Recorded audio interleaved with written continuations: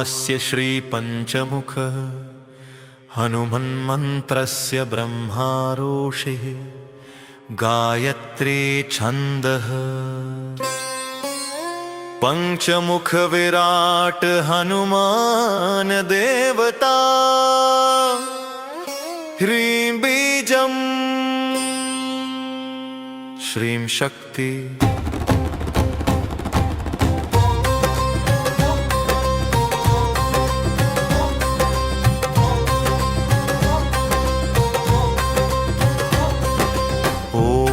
अस्य श्री पंचमुख हनुमन्मन्त्रस्य ब्रह्मा ऋषि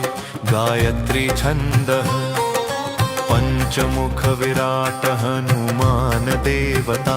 ह्रीं बीजम् श्री शक्ति क्रौकीलकं क्रूकवचं क्रयस्त्राय फट् इति दिग्बन् श्री गरुड उवाच अथ ध्यानं प्रवक्ष्यामि शृणु सर्वांग सुंदर यत्कृतं देवदेवेन ध्यान हनुमत्प्रियम् पंचकत्रं महाभीमं त्रिपञ्चनयनैर्युतं बाहुभिर्दशभिर्युक्तं सर्वकामार्थसिद्धिदं पूर्वतु वानरं वक्त्रं कोटिसूर्यसम्प्रभं दंष्ट्राकरालवदनं भ्रुकुटीकुटिलेक्षणम् अस्यैव दक्षिणं वक्त्रं नारसिंहं महाद्भुतम् अत्युग्रतेजोवपुष्पं भीषणनं भयनाशनं पश्चिमं गारुडं वक्त्रं वक्रतुण्डं महाबलं सर्वनागप्रशमनं विषभूतादिकृन्तनम् उत्तरं सौकरं वक्त्रं कृष्णं दीप्तं नभोपमम् पातालसिंहवेतालज्वररोगादिकृन्तनम् ऊर्ध्वं हयाननं घोरं दानवान्तकरं परं येन वक्त्रेण विप्रेन्द तारकाख्यमं महासुरम् जघान शरणं तस्यात् सर्वशत्रुहरं परम् ध्यात्वा पञ्चमुखं रुद्रं हनुमन्तं दयानिधिं खड्गं त्रिशूलं खट्वाङ्गं पाशमङ्कुशपर्वतं मुष्टिं कौमोदकीं वृक्षं धारयन्तं कमण्डलुम् भिन्दिपालं ज्ञानमुद्रा दशभिर्मुनिपुङ्गवम् एतान्यायुधजालानि धारयन्तं भजाम्यहं प्रेतासनोपविष्टं तं सर्वाभरणं भूषितं दिव्यमाल्याम्बरधरं दिव्यगन्धानुलेपनं सर्वाश्चर्यमयं देवं हनुमद्विश्वतोमुखम्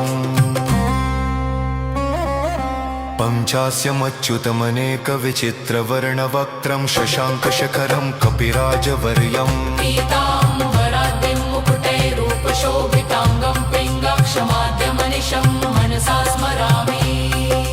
मर्कतेशं महोत्राहं सर्वशत्रुहरः परं शत्रुं संहर मा रक्ष श्रीमन्नपदमुद्धर ॐ हरिमर्कटमर्केतु मन्त्रमिदं परिलिख्यति लिख्यति वामतले यदि नश्यति नश्यति शत्रुकुलं यदि मुञ्चति मुञ्चति वामलता ॐ हरे मर्कटाय स्वाहा ॐ नमो भगवते पञ्चवदनाय पूर्वकपिमुखाय सकलशत्रुसंहारकाय स्वाहा ॐ नमो भगवते पञ्चवदनाय दक्षिणमुखाय करालवदनाय नरसिंहाय सकलभूतप्रमथनाय स्वाहा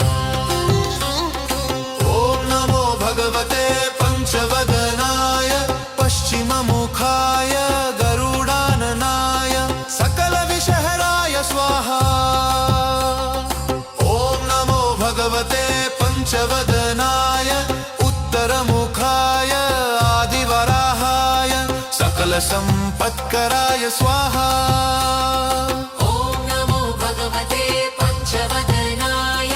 ऊर्ध्वमुखाय हयग्रीवाय सकलजनवशकराय स्वाहा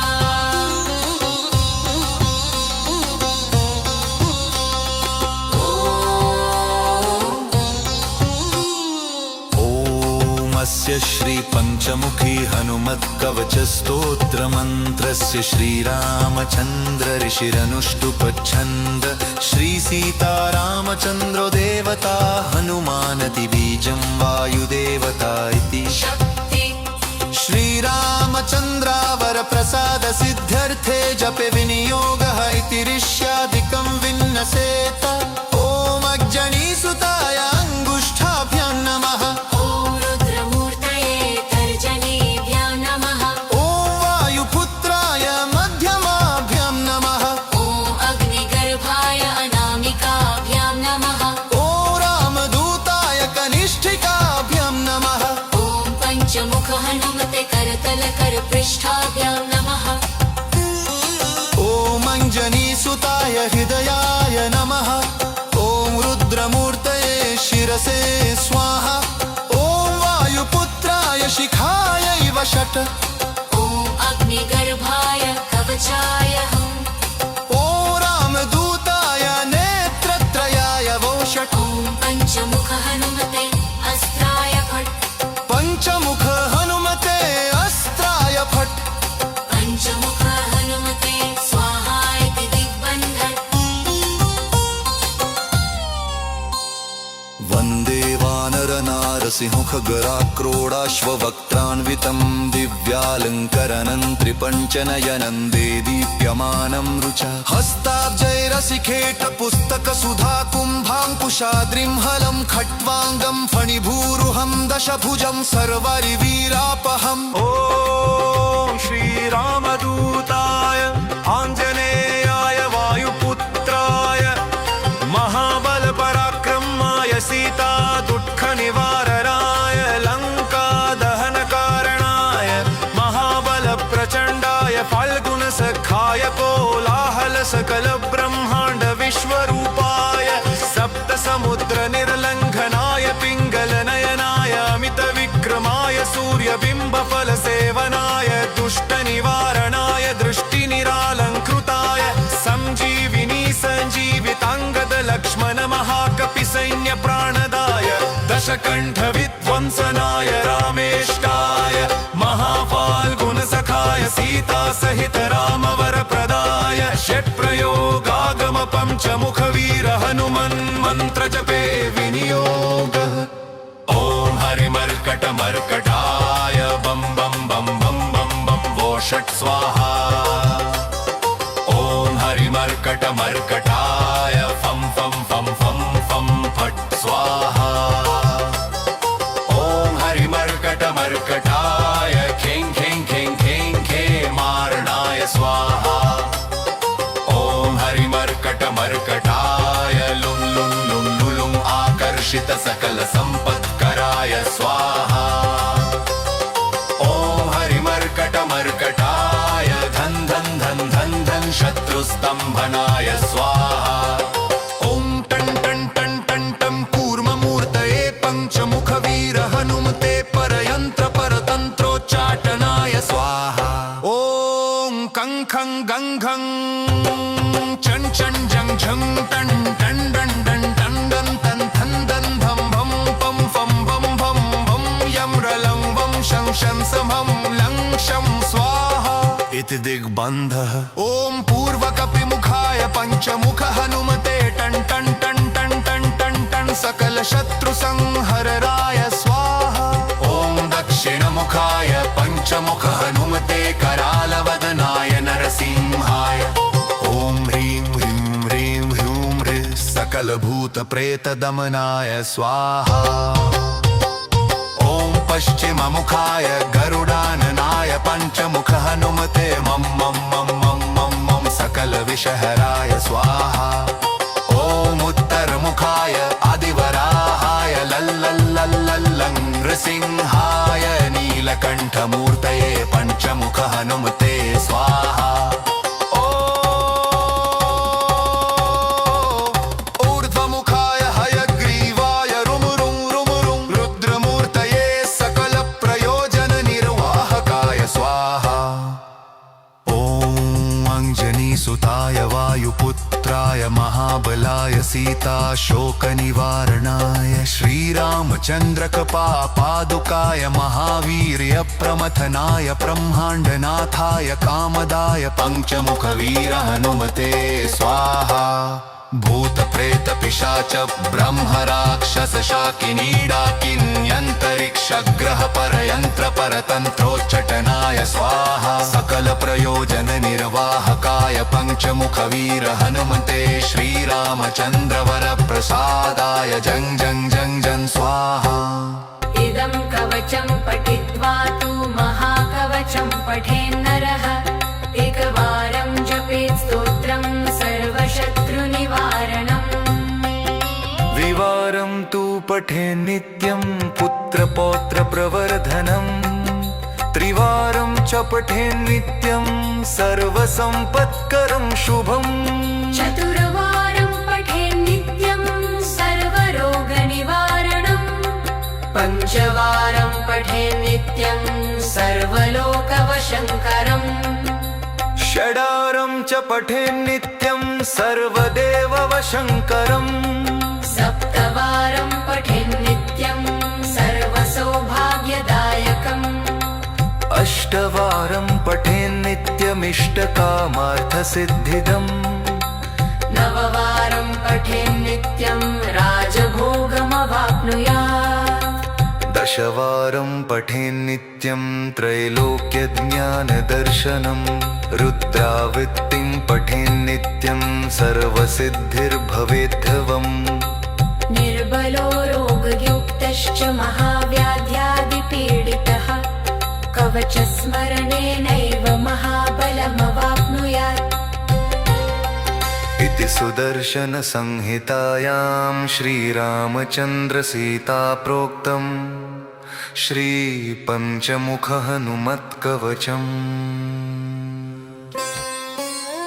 पञ्चमुखविराट हनुमान देवता ह्रीं बीजम् श्रीं शक्ति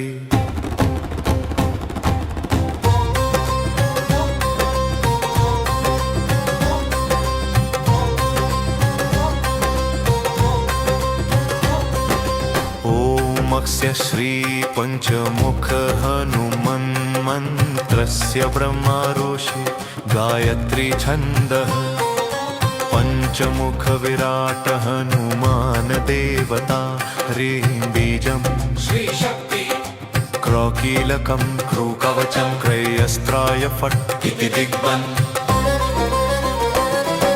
श्रीगरुड उवाच अथ ध्यानं प्रवक्ष्यामि शृणु सर्वाङ्गसुन्दर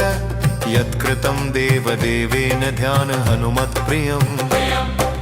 पञ्चकत्रं महाभीमं त्रिपञ्चनयनैर्युतं बाहुभिर्दशभिर्युक्तं सर्वकामार्थसिद्धिदं पूर्वतु वानरं वक्त्रं कोटिसूर्यसम्प्रभं दंष्ट्राकरालवदनं भ्रुकुटीकुटिलेक्षणम् अस्यैव दक्षिणं वक्त्रं नारसिंहं महाद्भुतम् अत्युग्रतेजोवपुष्पं भीषणनं भयनाशनं पश्चिमं गारुडं वक्त्रं वक्रतुण्डं महाबलं सर्वनागप्रशमनं विषभूतादिकृन्तनम् उत्तरं सौकरं वक्त्रं कृष्णं दीप्तं नभोपमम् पातालसिंहवेतालज्वररोगादिकृन्तनम् ऊर्ध्वं हयाननं घोरं दानवान्तकरं परं येन वक्त्रेण विप्रेन्द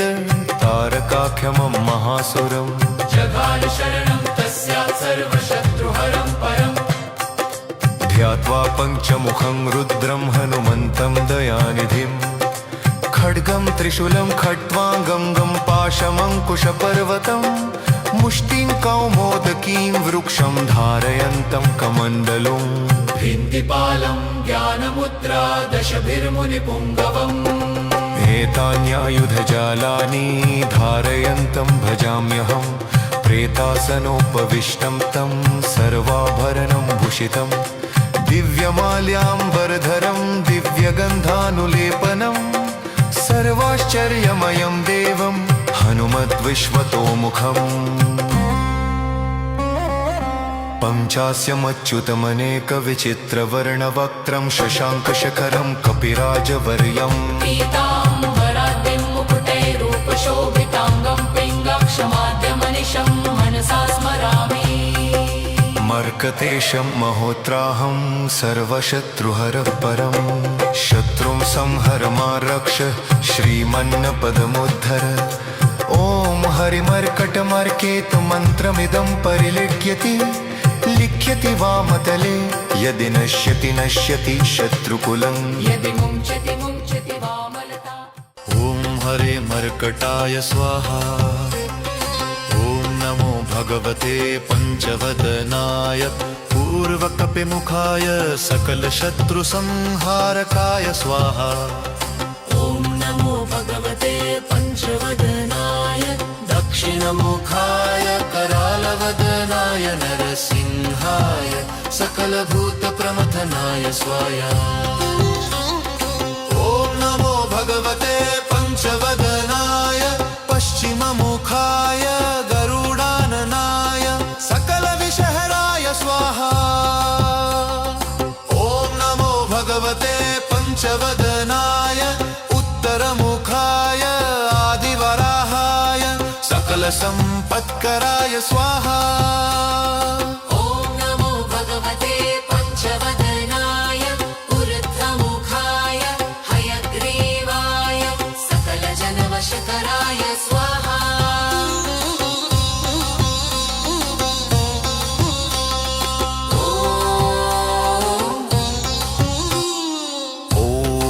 स्य श्रीपञ्चमुखी हनुमत्कवचस्तोत्रमन्त्रस्य श्रीरामचन्द्र ऋषिरनुष्टुपच्छन्द श्रीसीतारामचन्द्रो देवता हनुमानतिबीजं वायुदेवता इति श्रीरामचन्द्रावरप्रसादसिद्ध्यर्थे जपे विनियोगः इति ऋष्यादिकं विन्नसेत ॐ अग्जनीसुताय अङ्गुष्ठाभ्यां नमः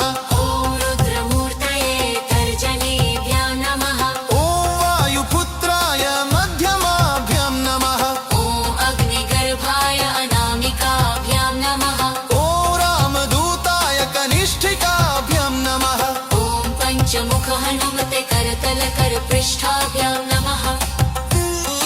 ॐ अञ्जनीसुताय हृदयाय नमः ॐ रुद्रमूर्तये शिरसे स्वाहा ॐ वायुपुत्राय शिखायैव षट् ॐ अग्निगर्भाय कवचाय हम् ॐ रामदूताय नेत्रत्रयाय वो षट् ॐ पञ्चमुख हनुमते अस्त्राय फट् पञ्चमुख हनुमते अस्त्राय फट् पञ्चमुख हनुमते स्वाहा इति दिग्बन्धन्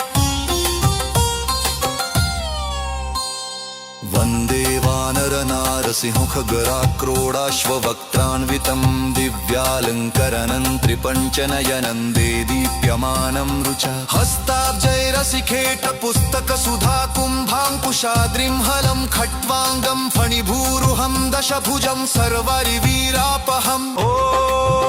श्रीरामदूताय आञ्जनेयाय वायुपुत्राय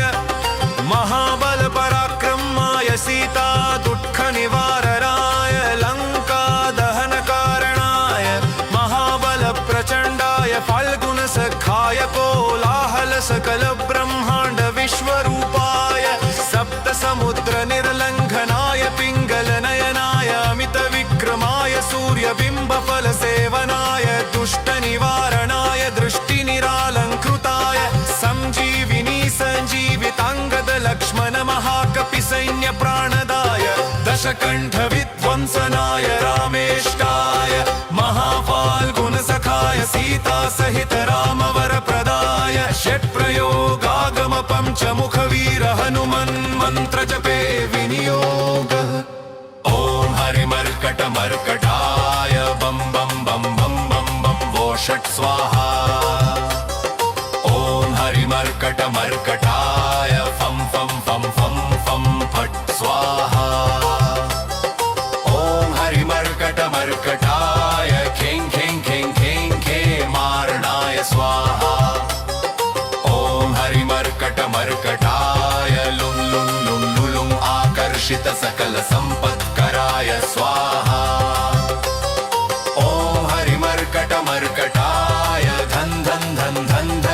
शत्रुस्तम्भनाय स्वाहा ॐ टं टं टं टं टं कूर्ममूर्तये पञ्चमुखवीर हनुमते परयन्त्र परतन्त्रोच्चाटनाय स्वाहा ॐ कं खं गं घं चं चं जं झं टं टं डं डं टं डं तं थं दं धं भं पं फं भं भं भं यं रलं वं शं शं समं लं शं स्वाहा इति दिग्बन्धः ॐ पूर्वकपिमुखाय पञ्चमुख हनुमते टं टं टं टं टं टं टं सकलशत्रुसंहरराय स्वाहा ॐ दक्षिणमुखाय पञ्चमुख हनुमते करालवदनाय नरसिंहाय ॐ ह्रीं ह्रीं ह्रीं ह्रूं ह्रीं सकलभूतप्रेतदमनाय स्वाहा ॐ पश्चिममुखाय गरुडाननाय पञ्चमुख हनुमते मं मं मं मं मं मं सकलविषहराय स्वाहा ॐ उत्तरमुखाय आदिवराहाय लल्लल्लल्लल्लं नृसिंहाय नीलकण्ठमूर्तये पञ्चमुख हनुमते स्वाहा ऊर्ध्वमुखाय हयग्रीवाय रुमुरुं रुमुरुं रुद्रमूर्तये सकलप्रयोजननिर्वाहकाय स्वाहा ॐ अञ्जनीसुताय वायुपुत्राय महाबलाय सीताशोकनिवारणाय श्रीरामचन्द्रकृपापादुकाय महावीर्यप्रमथनाय ब्रह्माण्डनाथाय कामदाय पञ्चमुखवीर हनुमते स्वाहा भूतप्रेतपिशाच ब्रह्मराक्षसशाकिनीडाकिन्यन्तरिक्षग्रह परयन्त्र परतन्त्रोच्चटनाय स्वाहा सकलप्रयोजननिर्वाहकाय पञ्चमुखवीर हनुमते श्रीरामचन्द्रवरप्रसादाय जं जं जं जं स्वाहा इदं कवचं पठित्वा तु महाकवचं पठेन्नरः एकवारं जपेत् स्तोत्रं सर्वशत्रुनिवारणम् द्विवारं तु पठे नित्यं पुत्रपौत्रप्रवर्धनम् त्रिवारं च पठे नित्यं सर्वसम्पत्करं शुभम् चतुर्वारं पठेत् नित्यं सर्वरोगनिवारणम् पञ्चवारं पठेत् नित्यं सर्वलोकवशङ्करम् षडारं च पठे नित्यं सर्वदेववशङ्करम् सप्तवारं पठेत् नित्यं सर्वसौभाग्यदायकम् अष्टवारं पठे नित्यमिष्टकामार्थसिद्धिदम् नववारं पठेत् नित्यं राजभोगमवाप्नुयात् दशवारं पठे नित्यं त्रैलोक्यज्ञानदर्शनम् रुद्रावृत्तिं पठे नित्यं सर्वसिद्धिर्भवेद्धवम् निर्बलो रोगयुक्तश्च महाव्याध्यादिपीडितः कवचस्मरणेनैव महाबलमवाप्नुयात् इति सुदर्शनसंहितायां श्रीरामचन्द्रसीताप्रोक्तम् श्रीपञ्चमुखहनुमत्कवचम् पञ्चमुखविराट हनुमान देवता ह्रीं बीजम् श्रीं शक्ति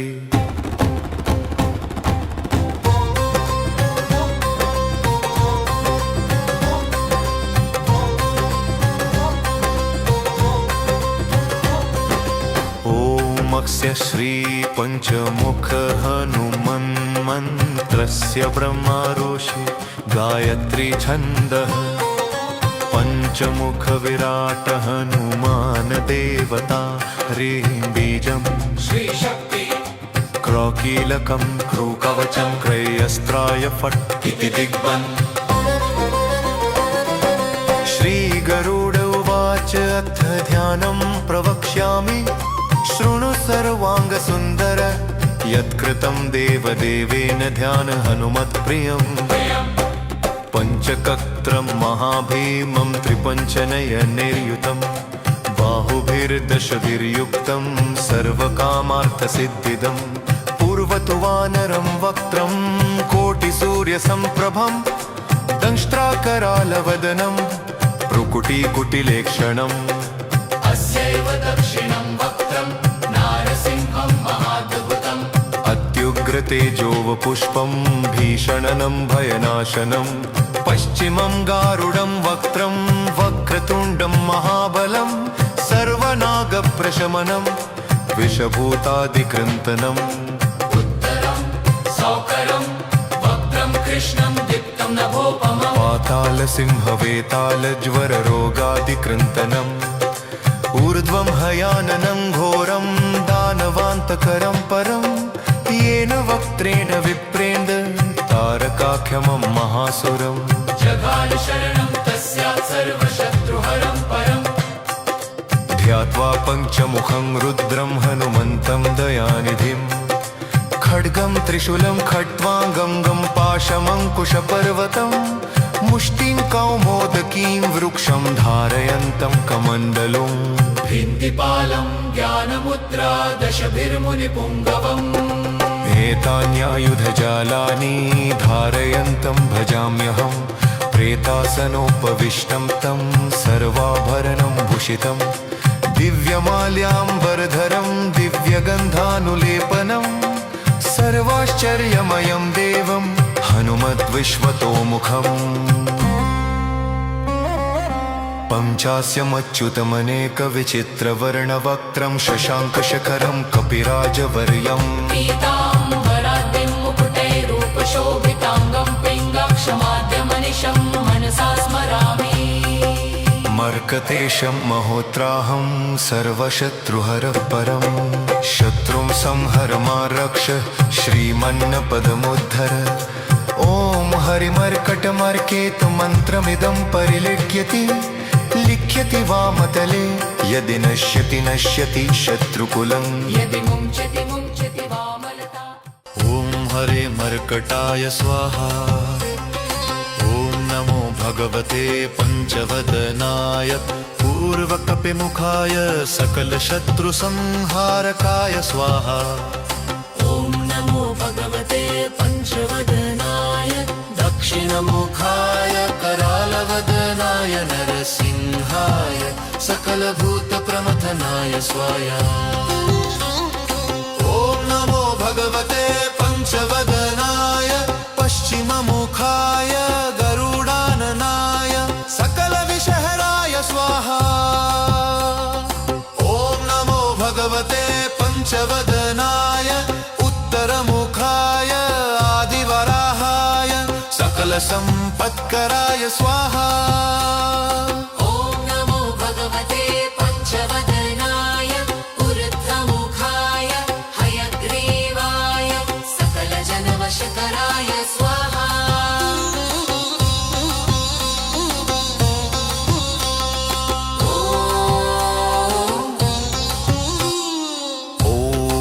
स्य श्रीपञ्चमुखी हनुमत्कवचस्तोत्रमन्त्रस्य श्रीरामचन्द्र ऋषिरनुष्टुपच्छन्द श्रीसीतारामचन्द्रो देवता हनुमानदिबीजं वायुदेवता इति श्रीरामचन्द्रावरप्रसादसिद्ध्यर्थे जपे विनियोगः इति ऋष्यादिकं विन्नसेत ॐ अग्जनीसुताय अङ्गुष्ठाभ्यां नमः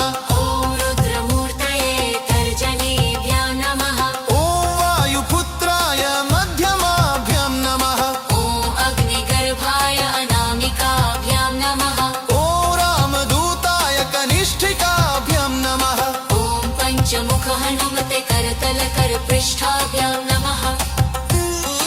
ॐ अञ्जनीसुताय हृदयाय नमः ॐ रुद्रमूर्तये शिरसे स्वाहा ॐ वायुपुत्राय शिखायैव षट् ॐ अग्निगर्भाय कवचाय हम् ॐ रामदूताय नेत्रत्रयाय वो षट् ॐ पञ्चमुख हनुमते अस्त्राय फट् पञ्चमुख हनुमते अस्त्राय फट् पञ्चमुख हनुमते स्वाहा इति दिग्बन्धन् वन्दे वानरनार सिंह खगराक्रोडाश्ववक्त्रान्वितं दिव्यालङ्करणं त्रिपञ्चनयनं देदीप्यमानं रुचा हस्ताब्जैरसिखेटपुस्तकसुधा कुम्भाङ्कुशाद्रिं हलं खट्वाङ्गं फणिभूरुहं दशभुजं सर्वरिवीरापहम् ॐ श्रीरामदूताय आञ्जनेयाय वायुपुत्राय महाबलपराक्रमाय सीता दुःखनिवारणाय लङ्कादहनकारणाय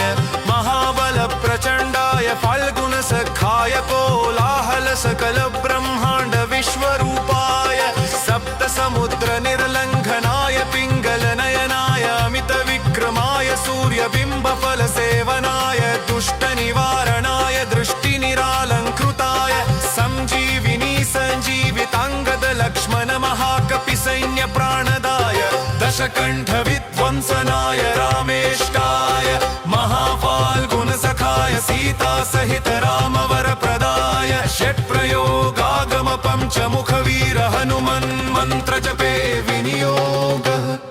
ॐ हरिमर्कटमर्कटाय बं बं बं बं बं बं वो षट् स्वाहा ॐ हरिमर्कटमर्कटाय फं फं फं फं फं फट् स्वाहा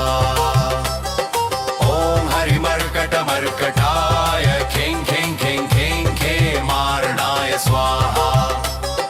ॐ हरिमर्कटमर्कटाय लुं लुं लुं लुलुं आकर्षित सकल सम्पत्कराय स्वाहा ॐ हरिमर्कटमर्कटाय धन धन धन धन धन शत्रुस्तम्भनाय स्वाहा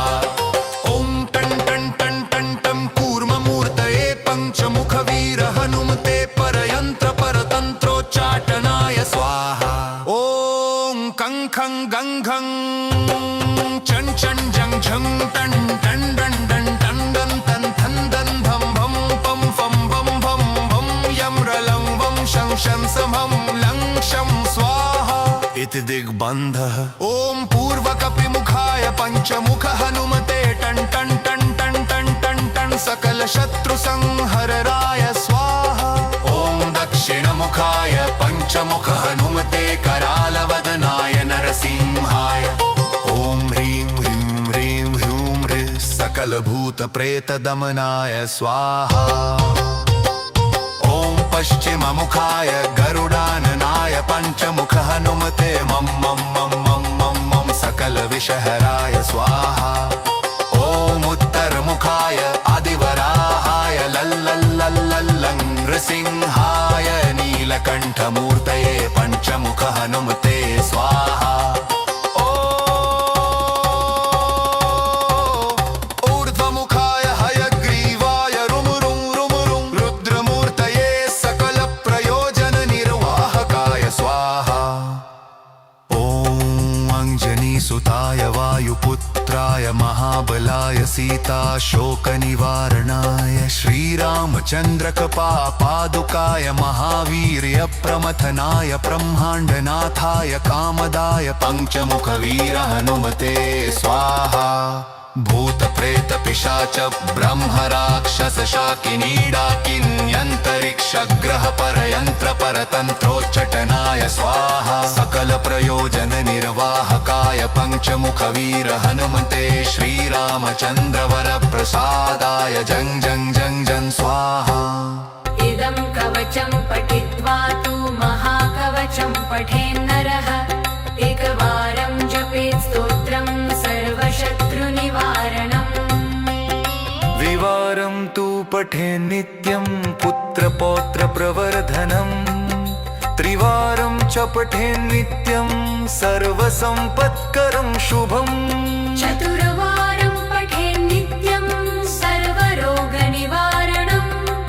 पञ्चवारं पठेन् नित्यं सर्वलोकवशङ्करम्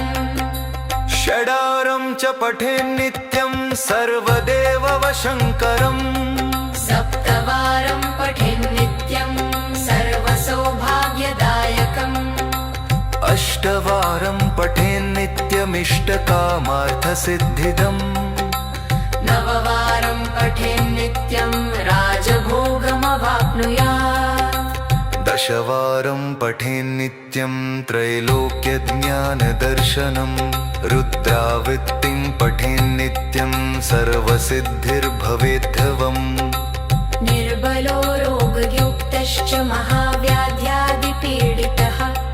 कवचस्मरणेनैव महाबलमवाप्नुयात् इति सुदर्शनसंहितायां श्रीरामचन्द्रसीता प्रोक्तं श्रीपञ्चमुखहनुमत्कवचम् पञ्चमुखविराट हनुमान देवता ह्रीं बीजम् श्रीं शक्ति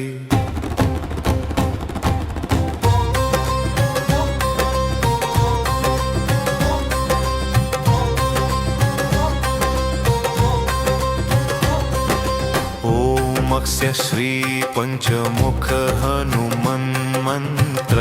ब्रह्मा ऋषि गायत्री छन्दः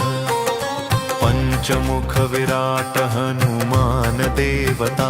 ह्रीं बीजं श्री शक्ति क्रौकीलकं क्रूकवचं क्रयस्त्राय फट् इति दिग्बन्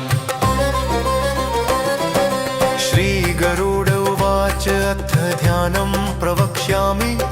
शृणु सर्वाङ्गसुन्दर यत्कृतं देवदेवेन ध्यान हनुमत्प्रियम् पञ्चकत्रं महाभीमं त्रिपञ्चनयनैर्युतं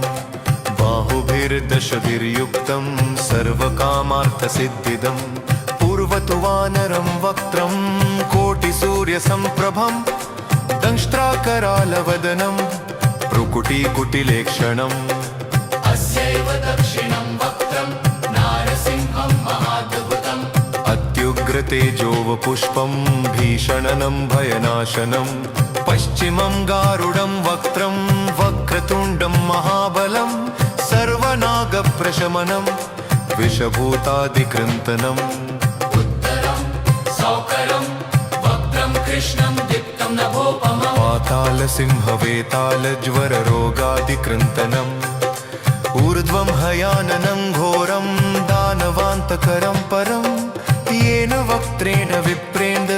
तारकाख्यमं महासुरम् जघान शरणं तस्यात् सर्वशत्रुहरं परम्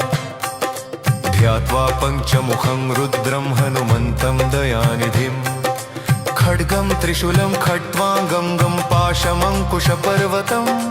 मुष्टिं कौमोदकीं वृक्षं धारयन्तं कमण्डलुम्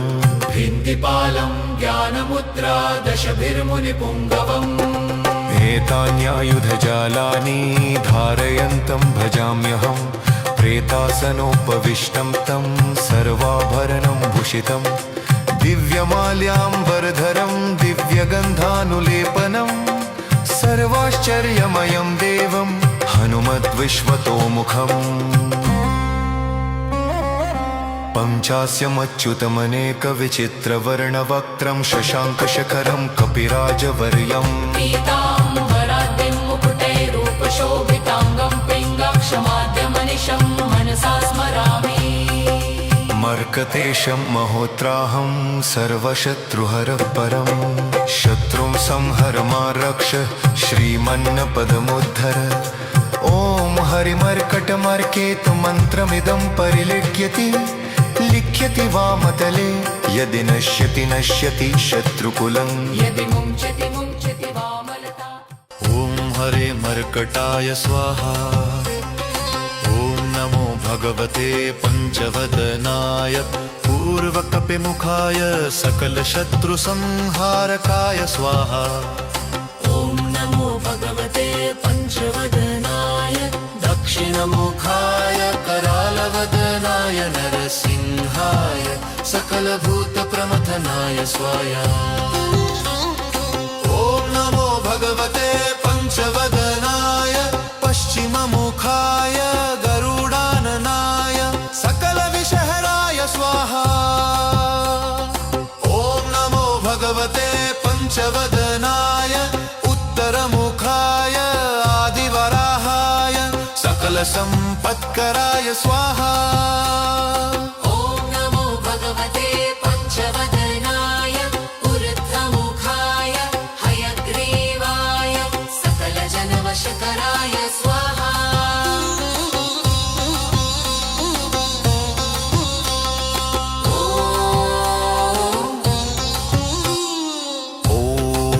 नमस्तस्य श्रीपञ्चमुखी हनुमत्कवचस्तोत्रमन्त्रस्य श्रीरामचन्द्र ऋषिरनुष्टुपच्छन्द श्रीसीतारामचन्द्रो देवता हनुमानति बीजं वायुदेवता इति शक्ति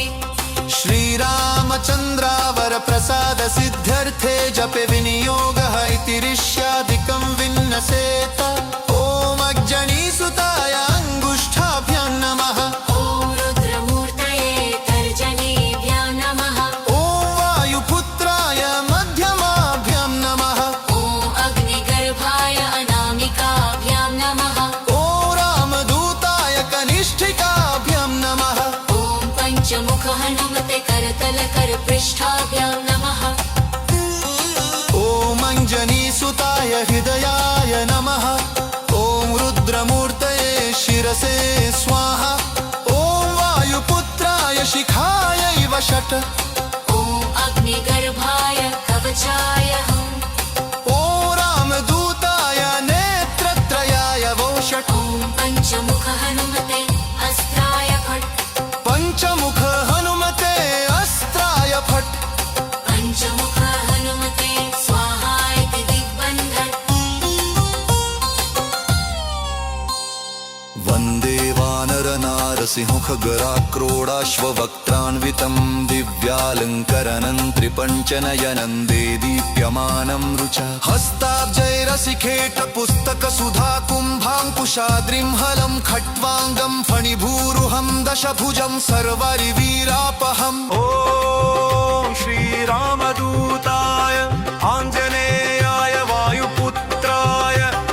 महाबलपराक्रमाय सीता दुःखनिवारणाय लङ्कादहनकारणाय महाबलप्रचण्डाय फाल्गुनसखाय कोलाहलसकलब्रह्माण्ड विश्वरूपाय सप्तसमुद्रनिर्लङ्घनाय पिङ्गलनयनाय अमितविक्रमाय सूर्यबिम्बफलसेवनाय दुष्टनिवारणाय दृष्टिनिरालङ्कृताय सञ्जीविनी सञ्जीविताङ्गदलक्ष्मण महाकपिसैन्यप्राणदाय दशकण्ठविध्वंसनाय रामेष्टाय महाफाल्गुनसखाय सीतासहित रामवरप्रदाय षट्प्रयोगागम पञ्चमुखवीर हनुमन्मन्त्रजपे विनियोगः ॐ हरिमर्कटमर्कटाय बं बं बं बं बं बं वो षट् स्वाहा ॐ हरिमर्कटमर्कटाय फं फं फं फं फं फट् स्वाहा ॐ हरिमर्कटमर्कटाय खें खें खें खें खेमारणाय स्वाहा ॐ हरिमर्कटमर्कटाय लुं लुं लुं लुलुं आकर्षित सकल सम्पत्कराय स्वाहा ॐ हरिमर्कटमर्कटाय धन धन धन धन धन शत्रुस्तम्भनाय स्वाहा ॐ टं टं टं टं टं कूर्ममूर्तये पञ्चमुखवीर हनुमते परयन्त्र परतन्त्रोच्चाटनाय स्वाहा ॐ कं खं गं घं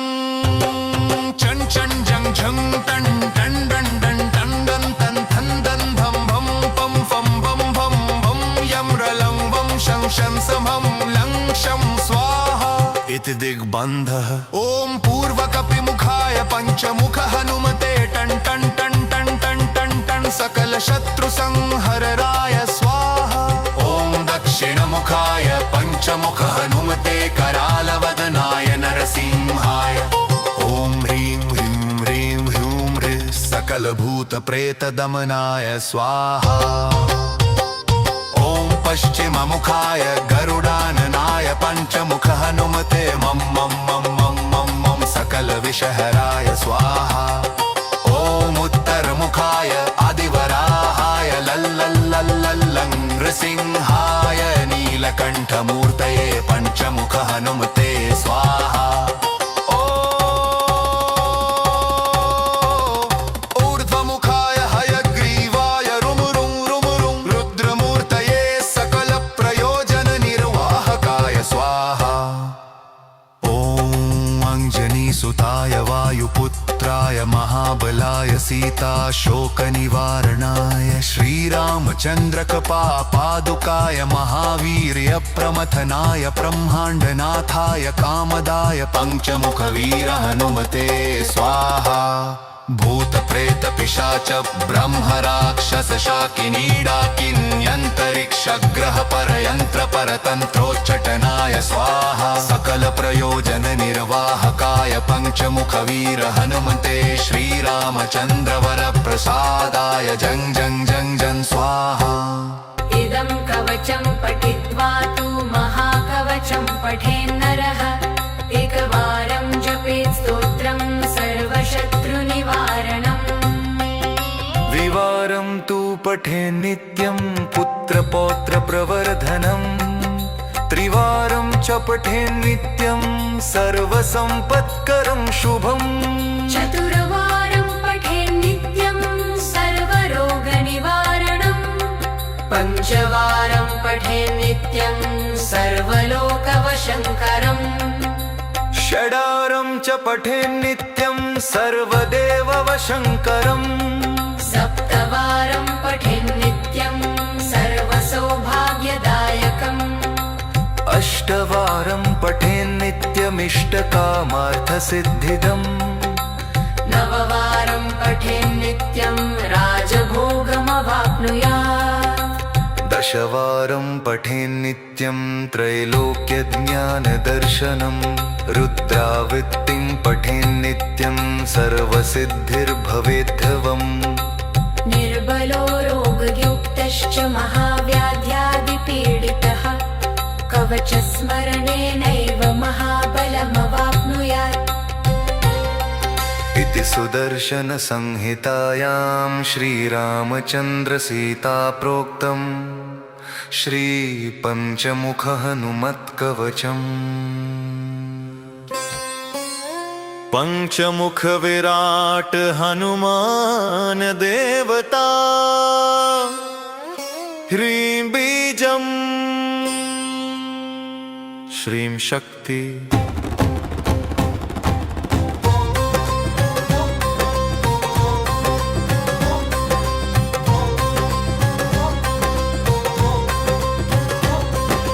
ओमस्य श्री पंचमुख हनुमन् मन्त्रस्य ब्रह्मारोषि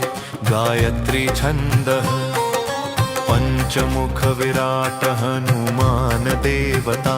ह्रीं बीजम् श्री शक्ति क्रौकीलकं क्रूकवचं क्रयस्त्राय फट् इति दिग्बन् श्री गरुड उवाच अथ ध्यानं प्रवक्ष्यामि शृणु सर्वांग सुंदर यत्कृतं देवदेवेन ध्यान हनुमत्प्रियम् पंचकत्रं महाभीमं त्रिपञ्चनयनैर्युतं बाहुभिर्दशभिर्युक्तं सर्वकामार्थसिद्धिदं पूर्वतु वानरं वक्त्रं कोटिसूर्यसम्प्रभं दंष्ट्राकरालवदनं भ्रुकुटीकुटिलेक्षणम् अस्यैव दक्षिणं वक्त्रं नारसिंहं महाद्भुतम् अत्युग्रतेजोवपुष्पं भीषणनं भयनाशनं पश्चिमं गारुडं वक्त्रं वक्रतुण्डं महाबलं सर्वनागप्रशमनं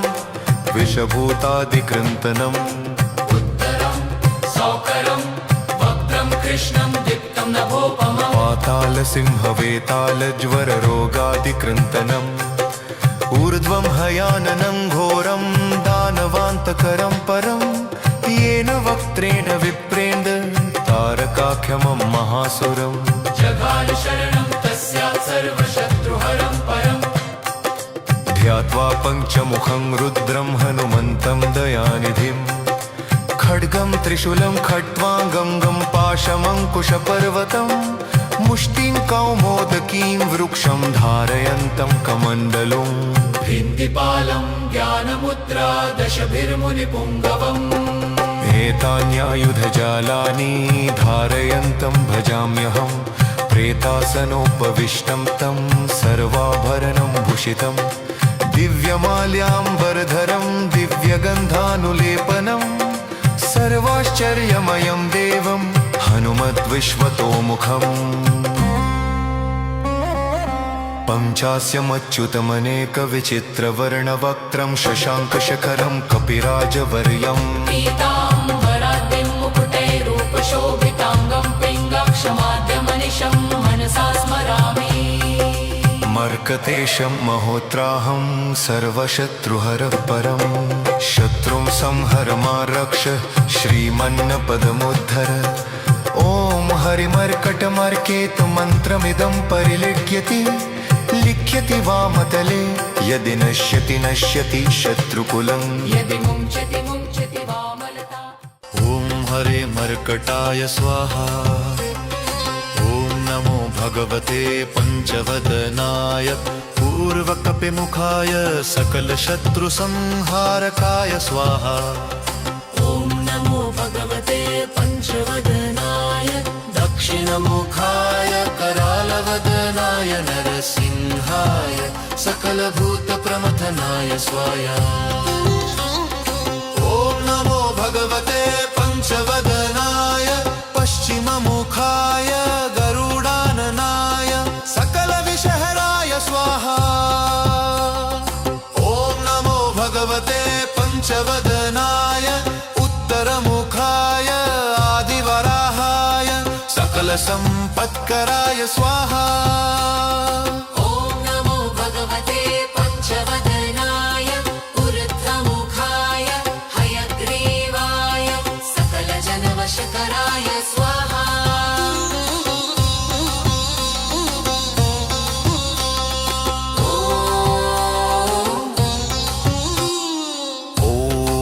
स्य श्री पंचमुखी हनुमत्कवच स्तोत्रमन्त्रस्य श्रीरामचन्द्र ऋषिरनुष्टुपच्छन्द श्री सीतारामचन्द्रो देवता हनुमानदिबीजं वायुदेवता इति श्रीरामचन्द्रावर प्रसाद सिद्ध्यर्थे जपे विनियोगः इति ऋष्यादिकं विन्नसेत ॐ अग्जनीसुताय अङ्गुष्ठाभ्यां नमः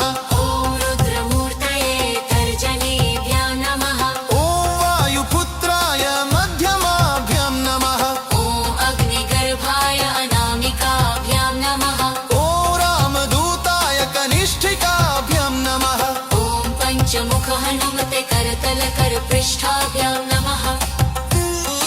ॐ अञ्जनीसुताय हृदयाय नमः ॐ रुद्रमूर्तये शिरसे स्वाहा ॐ वायुपुत्राय शिखायै वषट् ॐ अग्निगर्भाय कवचाय हम् ॐ रामदूताय नेत्रत्रयाय वोषट् ॐ पंचमुख हनुमते अस्त्राय फट् पञ्चमुख हनुमते अस्त्राय फट् पंचमुख हनुमते स्वाहा इति दिग्बन्धन् वन्दे वानरनारसिंहखगराक्रोडाश्ववक्त्रान्वितं दिव्यालङ्करनं त्रिपञ्चनयनं देदीप्यमानं रुचा हस्ताब्जैरसिखेटपुस्तकसुधाकुम्भाङ्कुशाद्रिं हलं खट्वाङ्गं फणिभूरुहं दशभुजं सर्वरिवीरापहम् ॐ श्रीरामदूताय आञ्जनेयाय वायुपुत्राय महाबलपराक्रमाय सीता दुःखनिवारणाय लङ्कादहनकारणाय महाबलप्रचण्डाय फाल्गुनसखाय कोलाहलसकलब्रह्माण्ड विश्वरूपाय सप्तसमुद्रनिर्लङ्घनाय पिङ्गलनयनाय अमितविक्रमाय सूर्यबिम्बफलसेवनाय दुष्टनिवारणाय दृष्टिनिरालङ्कृताय सञ्जीविनी सञ्जीविताङ्गद लक्ष्मण महाकपिसैन्यप्राणदाय दशकण्ठविध्वंसनाय रामेष्टाय महाफाल्गुनसखाय सीतासहित रामवरप्रदाय षट्प्रयोगागम पञ्चमुखवीर हनुमन्मन्त्रजपे विनियोगः ॐ हरिमर्कटमर्कटाय बं बं बं बं बं बं वो षट् स्वाहा ॐ हरिमर्कटमर्कटाय फं फं फं फं फं फट् स्वाहा ॐ हरिमर्कटमर्कटाय खें खें खें खें खेमारणाय स्वाहा ॐ हरिमर्कटमर्कटाय सकल संपत्कराय स्वाहा ॐ हरिमर्कटमर्कटाय धन धन धन धन धन शत्रुस्तंभनाय स्वाहा ॐ टन टन टन टन टं कूर्ममूर्तये पंचमुखवीर हनुमते परयंत्र परतंत्रोच्चाटनाय स्वाहा ॐ कं खं गं घं चं चं जं झं टं टं डं डं टं डं तं थं दं धं भं पं फं भं भं भं यं रलं वं शं शं समं लं शं स्वाहा इति दिग्बन्धः ॐ पूर्वकपिमुखाय पञ्चमुख हनुमते टं टं टं टं टं टं टं सकल शत्रुसंहरराय स्वाहा ॐ दक्षिणमुखाय पञ्चमुख हनुमते करालवदनाय नरसिंहाय ॐ ह्रीं ह्रीं ह्रीं ह्रूं ह्रीं सकल भूत प्रेत दमनाय स्वाहा ॐ पश्चिममुखाय गरुडाननाय पञ्चमुख हनुमते मं मं मं मं मं मं सकल विषहराय स्वाहा ॐ उत्तरमुखाय आदिवराहाय लल्लल्लल्लं नृसिंहाय नीलकण्ठमूर्तये पञ्चमुख हनुमते स्वाहा ऊर्ध्वमुखाय हयग्रीवाय रुं रुं रुं रुं रुद्रमूर्तये सकल प्रयोजन निर्वाहकाय स्वाहा ॐ अञ्जनीसुताय वायुपुत्राय महाबलाय सीताशोकनिवारणाय श्रीरामचन्द्रकपादुकाय महावीर्यप्रमथनाय ब्रह्माण्डनाथाय कामदाय पञ्चमुखवीर हनुमते स्वाहा भूतप्रेत पिशाच ब्रह्मराक्षस शाकिनीडाकिन्यन्तरिक्षग्रह परयन्त्र परतन्त्रोच्चटनाय स्वाहा सकल प्रयोजन निर्वाहकाय पञ्चमुखवीर हनुमते श्रीरामचन्द्र वरप्रसादाय जं जं जं जं स्वाहा इदं कवचं पठित्वा तु महाकवचं पठेन्नरः एकवारं जपेत् स्तोत्रं सर्वशत्रुनिवारणम् द्विवारं तु पठे नित्यं पुत्रपौत्रप्रवर्धनम् त्रिवारं च पठे नित्यं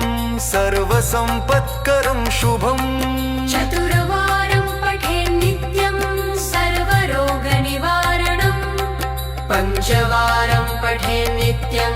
सर्वलोकवशङ्करम् षडारं च पठे नित्यं सर्वदेववशङ्करम् सप्तवारं पठेत् नित्यं सर्वसौभाग्यदायकम् अष्टवारं पठे नित्यमिष्टकामार्थसिद्धिदम् नववारं पठेत् नित्यं राजभोगमवाप्नुयात् दशवारं पठे नित्यं त्रैलोक्यज्ञानदर्शनम् रुद्रावृत्तिं पठे नित्यं सर्वसिद्धिर्भवेद्धवम् निर्बलो रोगयुक्तश्च महाव्याध्यादिपीडितः कवचस्मरणेनैव महाबलमवाप्नुयात् इति सुदर्शनसंहितायां श्रीरामचन्द्रसीताप्रोक्तं श्रीपञ्चमुख हनुमत्कवचम् पंचमुख विराट हनुमान देवता ह्रीं बीजं श्रीं शक्ति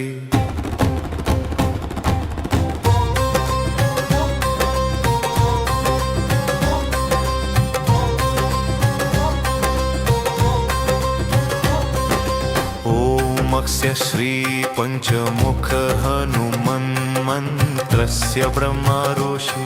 गायत्री छन्दः पंचमुख विराट हनुमान देवता ह्रीं बीजं श्री शक्ति क्रौकीलकं क्रूकवचं क्रयस्त्राय फट् इति दिग्बन् श्रीगरुड उवाच अथ ध्यानं प्रवक्ष्यामि शृणु सर्वाङ्गसुन्दर यत्कृतं देवदेवेन ध्यान हनुमत्प्रियम् पञ्चकत्रं महाभीमं त्रिपञ्चनयनैर्युतं बाहुभिर्दशभिर्युक्तं सर्वकामार्थसिद्धिदं पूर्वतु वानरं वक्त्रं कोटिसूर्यसम्प्रभं दंष्ट्राकरालवदनं भ्रुकुटीकुटिलेक्षणम् अस्यैव दक्षिणं वक्त्रं नारसिंहं महाद्भुतम् अत्युग्रतेजोवपुष्पं भीषणनं भयनाशनं पश्चिमं गारुडं वक्त्रं वक्रतुण्डं महाबलं सर्वनागप्रशमनं विषभूतादिकृन्तनम् उत्तरं सौकरं वक्त्रं कृष्णं दीप्तं नभोपमम् पातालसिंहवेतालज्वररोगादिकृन्तनम् ऊर्ध्वं हयाननं घोरं दानवान्तकरं परं येन वक्त्रेण विप्रेन्द तारकाख्यमं महासुरम् जगाल शरणं तस्यात् सर्वशत्रुहरं परम् ध्यात्वा पञ्चमुखं रुद्रं हनुमन्तं दयानिधिं खड्गं त्रिशूलं खट्वाङ्गं गं पाशमङ्कुशपर्वतं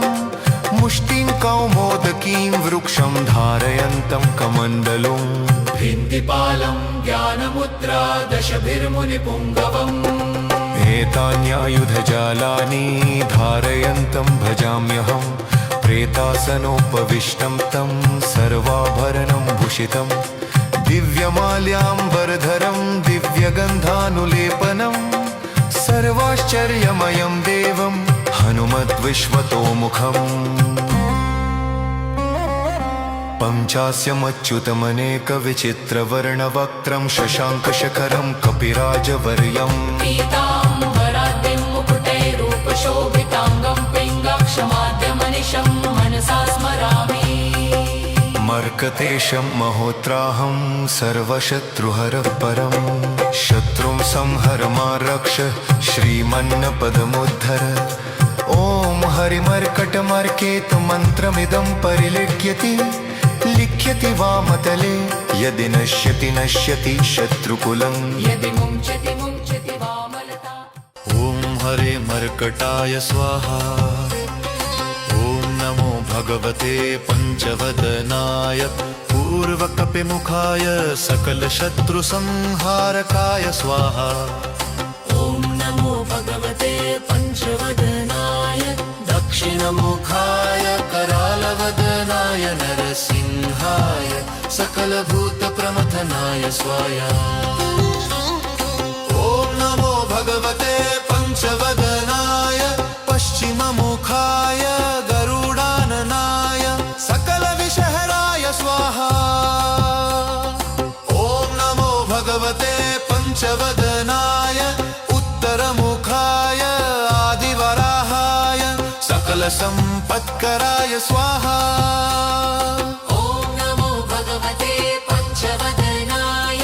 ऊर्ध्वमुखाय हयग्रीवाय सकलजनवशकराय स्वाहा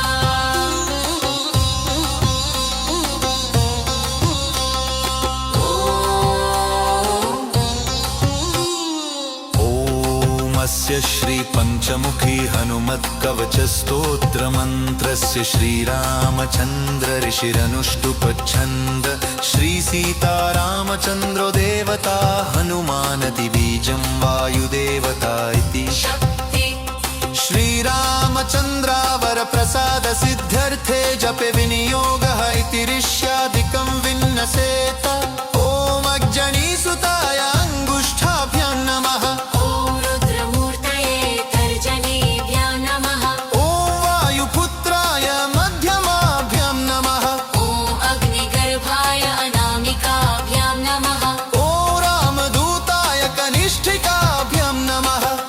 पंचमुख हनुमते करतल कर पृष्ठाभ्यां नमः ॐ अञ्जनीसुताय हृदयाय नमः ॐ रुद्रमूर्तये शिरसे स्वाहा ॐ वायुपुत्राय शिखायै वषट् ॐ अग्निगर्भाय कवचाय हम् ॐ रामदूताय नेत्रत्रयाय वोषट् ॐ पंचमुख हनुमते अस्त्राय फट् पञ्चमुख हनुमते अस्त्राय फट् पंचमुख हनुमते स्वाहा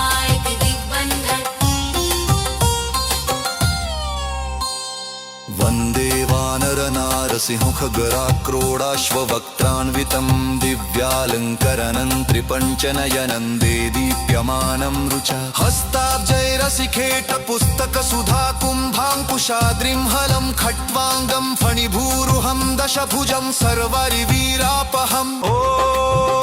श्रीरामदूताय आञ्जनेयाय वायुपुत्राय महाबलपराक्रमाय सीता दुःखनिवारणाय लङ्कादहनकारणाय महाबलप्रचण्डाय फाल्गुनसखाय कोलाहलसकलब्रह्माण्ड विश्वरूपाय सप्तसमुद्रनिर्लङ्घनाय पिङ्गलनयनाय अमितविक्रमाय सूर्यबिम्बफलसेवनाय दुष्टनिवारणाय दृष्टिनिरालङ्कृताय सञ्जीविनी सञ्जीविताङ्गद लक्ष्मण महाकपिसैन्यप्राणदाय दशकण्ठविध्वंसनाय रामेष्टाय महाफाल्गुनसखाय सीतासहित रामवरप्रदाय षट्प्रयोगागम पञ्चमुखवीर हनुमन्मन्त्रजपे विनियोगः ॐ हरिमर्कटमर्कटाय बं बं बं बं बं बं वो षट् स्वाहा ॐ हरिमर्कटमर्कटाय फं फं फं फं फं फट् स्वाहा ॐ हरिमर्कटमर्कटाय खें खें खें खें खेमारणाय स्वाहा ॐ हरिमर्कटमर्कटाय लुं लुं लुं लुलुं आकर्षित सकल संपत्कराय स्वाहा ॐ हरिमर्कटमर्कटाय धन धन धन धन धन शत्रुस्तंभनाय स्वाहा ॐ टं टं टं टं टं कूर्ममूर्तये पञ्चमुखवीर हनुमते परयन्त्र परतन्त्रोच्चाटनाय स्वाहा ॐ कं खं गं घं चं चं जं झं टं टं डं डं टं डं तं थं दं धं भं पं फं भं भं भं यं रलं वं शं शं समं लं शं स्वाहा इति दिग्बन्धः ॐ पूर्वकपिमुखाय पञ्चमुख हनुमते टं टं टं टं टं टं टं सकलशत्रुसंहरणाय स्वाहा ॐ दक्षिणमुखाय पञ्चमुख हनुमते करालवदनाय नरसिंहाय ॐ ह्रीं ह्रीं ह्रीं ह्रूं ह्रीं सकलभूतप्रेतदमनाय स्वाहा ॐ पश्चिममुखाय गरुडाननाय पञ्चमुख हनुमते मं मं मं मं मं मं सकलविषहराय स्वाहा ॐ उत्तरमुखाय आदिवराहाय लल्लल्लल्लल्लं नृसिंहाय नीलकण्ठमूर्तये पञ्चमुख हनुमते स्वाहा ऊर्ध्वमुखाय हयग्रीवाय रुमुरुं रुमुरुं रुद्रमूर्तये सकलप्रयोजननिर्वाहकाय स्वाहा ॐ अञ्जनीसुताय वायुपुत्राय महाबलाय सीताशोकनिवारणाय श्रीरामचन्द्रकपापादुकाय महावीर्यप्रमथनाय ब्रह्माण्डनाथाय कामदाय पञ्चमुखवीर हनुमते स्वाहा भूतप्रेतपिशाच ब्रह्मराक्षसशाकिनीडाकिन्यन्तरिक्षग्रहपरयन्त्र परतन्त्रोच्चटनाय स्वाहा सकलप्रयोजननिर्वाहकाय पञ्चमुखवीर हनुमते श्रीरामचन्द्रवरप्रसादाय जं जं जं जं स्वाहा इदं कवचं पठित्वा तु महाकवचं पठेन्नरः एकवारं जपेत् स्तोत्रं सर्वशत्रुनिवारणम् द्विवारं तु पठे नित्यं पुत्रपौत्रप्रवर्धनम् त्रिवारं च पठे नित्यं सर्वसम्पत्करं शुभम् चतुर्वारं पठेत् नित्यं सर्वरोगनिवारणम् पञ्चवारं पठेत् नित्यं सर्वलोकवशङ्करम् षडारं च पठे नित्यं सर्वदेववशङ्करम् सप्तवारं पठेत् नित्यं सर्वसौभाग्यदायकम् अष्टवारं पठे नित्यमिष्टकामार्थसिद्धिदम् नववारं पठेत् नित्यं राजभोगमवाप्नुयात् दशवारं पठेन्नित्यं त्रैलोक्यज्ञानदर्शनं रुद्रावृत्तिं पठेन्नित्यं सर्वसिद्धिर्भवेद्धवम् निर्बलो रोगयुक्तश्च महाव्याध्यादिपीडितः कवचस्मरणेनैव महाबलमवाप्नुयात् इति सुदर्शनसंहितायां श्रीरामचन्द्रसीताप्रोक्तं श्रीपञ्चमुखहनुमत्कवचम् पञ्चमुखविराट हनुमान देवता ह्रीं बीजम् श्रीं शक्ति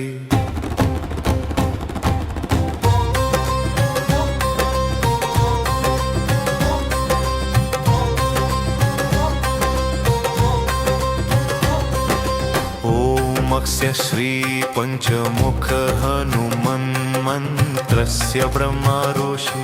गायत्री छन्दः पंचमुख विराट हनुमान देवता ह्रीं बीजं श्री शक्ति क्रौकीलकं क्रूकवचं क्रयस्त्राय फट् इति दिग्बन् श्री गरुड उवाच अथ ध्यानं प्रवक्ष्यामि शृणु सर्वांग सुंदर यत्कृतं देवदेवेन ध्यान हनुमत्प्रियं पंचकत्रं महाभीमं त्रिपञ्चनयनैर्युतं बाहुभिर्दशभिर्युक्तं सर्वकामार्थसिद्धिदं पूर्वतु वानरं वक्त्रं कोटिसूर्यसम्प्रभं दंष्ट्राकरालवदनं भ्रुकुटीकुटिलेक्षणम् अस्यैव दक्षिणं वक्त्रं नारसिंहं महाद्भुतम् अत्युग्रतेजोवपुष्पं भीषणनं भयनाशनं पश्चिमं गारुडं वक्त्रं वक्रतुण्डं महाबलं सर्वनागप्रशमनं विषभूतादिकृन्तनम् उत्तरं सौकरं वक्त्रं कृष्णं दीप्तं नभोपमं पातालसिंहवेतालज्वररोगादिकृन्तनम् ऊर्ध्वं हयाननं घोरं दानवान्तकरं परं येन वक्त्रेण विप्रेन्द्र तारकाख्यमं महासुरं जगाल शरणं तस्यात् सर्वशत्रुहरं परं ध्यात्वा पञ्चमुखं रुद्रं हनुमन्तं दयानिधिं खड्गं त्रिशूलं खट्वाङ्गं गं पाशमङ्कुशपर्वतं मुष्टिं कौमोदकीं वृक्षं धारयन्तं कमण्डलुं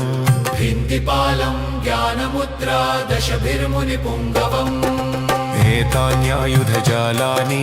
धारयन्तं भजाम्यहं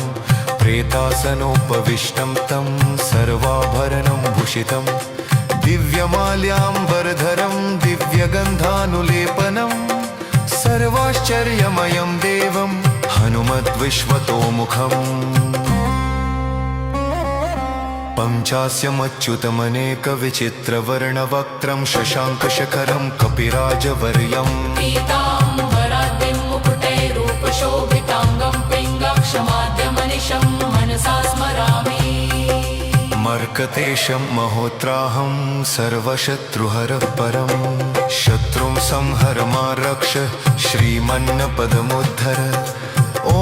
हरिमर्कटमर्केतुमन्त्रमिदं परिलिख्यति लिख्यति वामतले यदि नश्यति नश्यति शत्रुकुलं यदि मुञ्चति मुञ्चति वामलता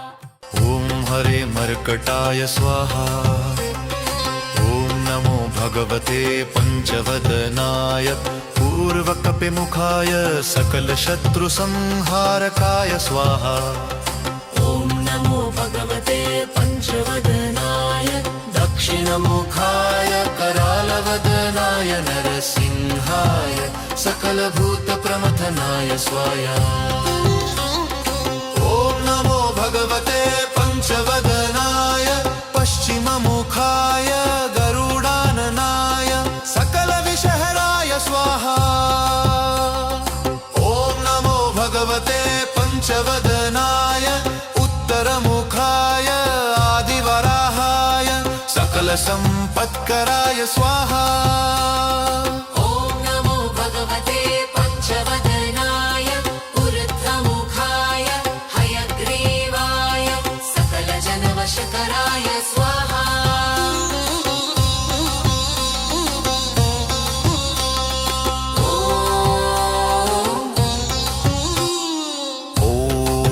स्वाहास्य श्रीपञ्चमुखी हनुमत्कवचस्तोत्रमन्त्रस्य श्रीरामचन्द्र ऋषिरनुष्टुप्छन्द श्रीसीतारामचन्द्रो देवता हनुमानदिबीजं वायुदेवता इति शक्ति श्रीरामचन्द्रावरप्रसाद सिद्ध्यर्थे जपे विनियोगः इति ऋष्यादिकं विन्नसेत ॐ अग्जनीसुताय अङ्गुष्ठाभ्यां नमः ॐ रुद्रमूर्तये तर्जनीभ्यां नमः ॐ वायुपुत्राय मध्यमाभ्यां नमः ॐ अग्निगर्भाय अनामिकाभ्यां नमः ॐ रामदूताय कनिष्ठिकाभ्यां नमः ॐ पञ्चमुख हनुमते करतलकरपृष्ठाभ्यां नमः ॐ अञ्जनीसुताय हृदयाय नमः ॐ रुद्रमूर्तये शिरसे स्वाहा ॐ वायुपुत्राय शिखायै वषट् ॐ अग्निगर्भाय कवचाय हुम् ॐ रामदूताय नेत्रत्रयाय वोषट् ॐ पञ्चमुख हनुमते अस्त्राय फट् पञ्चमुख हनुमते अस्त्राय फट् पञ्चमुख हनुमते स्वाहा इति दिग्बन्धन् वन्दे वानरनारसिंहखगराक्रोडाश्ववक्त्रान्वितं दिव्यालङ्करनं त्रिपञ्चनयनं देदीप्यमानं रुच हस्ताब्जैरसिखेटपुस्तकसुधाकुम्भाङ्कुशाद्रिं हलं खट्वाङ्गं फणिभूरुहं दशभुजं सर्वरिवीरापहम् ॐ श्रीरामदूताय आञ्जनेयाय वायुपुत्राय महाबलपराक्रमाय सीता दुःखनिवारणाय लङ्कादहनकारणाय महाबलप्रचण्डाय फाल्गुनसखाय कोलाहलसकलब्रह्माण्ड विश्वरूपाय सप्तसमुद्रनिर्लङ्घनाय पिङ्गलनयनाय अमितविक्रमाय सूर्यबिम्बफलसेवनाय दुष्टनिवारणाय दृष्टिनिरालङ्कृताय सञ्जीविनी सञ्जीविताङ्गद लक्ष्मण महाकपिसैन्यप्राणदाय दशकण्ठविध्वंसनाय रामेष्टाय महाफाल्गुनसखाय सीतासहित रामवरप्रदाय षट्प्रयोगागम पञ्चमुखवीर हनुमन्मन्त्रजपे विनियोगः ॐ हरिमर्कटमर्कटाय बं बं बं बं बं बं वो षट् स्वाहा ॐ हरिमर्कटमर्कटाय फं फं फं फं फं फट् स्वाहा ॐ हरिमर्कटमर्कटाय खें खें खें खें खेमारणाय स्वाहा ॐ हरिमर्कटमर्कटाय लुं लुं लुं लुलुं आकर्षित सकल सम्पत्कराय स्वाहा ॐ हरिमर्कटमर्कटाय धन धन धन धन धन शत्रुस्तम्भनाय स्वाहा ॐ टन् टन् टन् टन् टं कूर्ममूर्तये पञ्चमुखवीर हनुमते परयन्त्र परतन्त्रोच्चाटनाय स्वाहा ॐ कं खं गं घं चं चं जं झं टन् टन् डन् डन् टन् डन् तन् थन् दन् भं भं पं फं भं भं भं यं रलं वं शं शं समं लं शं स्वाहा इति दिग्बन्धः ॐ पूर्वकपिमुखाय पञ्चमुख हनुमते टन् टन् टन् टन् टन् टन् टन् सकलशत्रुसंहरणाय स्वाहा ॐ दक्षिणमुखाय पञ्चमुख हनुमते करालवदनाय नरसिंहाय ॐ ह्रीं ह्रीं ह्रीं ह्रूं ह्रीं सकलभूतप्रेतदमनाय स्वाहा ॐ पश्चिममुखाय गरुडाननाय पञ्चमुख हनुमते मं मं मं मं मं मं सकलविषहराय स्वाहा ॐ उत्तरमुखाय आदिवराहाय लल्लल्लल्लल्लं नृसिंहाय नीलकण्ठमूर्तये पञ्चमुख हनुमते स्वाहा